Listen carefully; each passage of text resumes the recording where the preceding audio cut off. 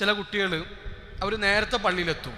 അവർ വുളുവൊക്കെ ചെയ്ത് വീട്ടിൽ നിന്ന് നേരത്തെ നടന്നു വന്നു, ബാങ്ക് കൊടുക്കുന്നതിന് മുമ്പ് പള്ളിയിലെത്തി, സുന്നത്ത് സ്കരിച്ചു, ഖുർആനൊക്കെ ഓതിയിട്ട് ഒന്നാമത്തെ സഫിൽ ഇരിക്കുകയായിരിക്കും.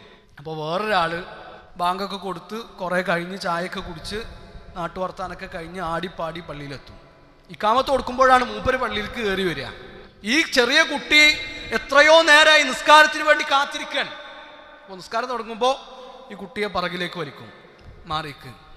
ഇത് കുറച്ച് വലിയ ആൾക്കാർക്ക് നിൽക്കേണ്ട സ്ഥലമാണ്, അത് അവൻ്റെ ഹക്കാണ്. നിങ്ങൾക്ക് ഒന്നാമത്തെ സൊഫിൽ നിൽക്കണമെങ്കിൽ നിങ്ങൾ നേരത്തെ പള്ളിക്ക് വരണം. അവൻ നേരത്തെ പള്ളിയിൽ വന്ന് അവനൊരു സ്ഥലത്ത് ഇരുന്നാൽ അവനെ പിറകോട്ട് വലിക്കാനുള്ള അവകാശം നമുക്കില്ല.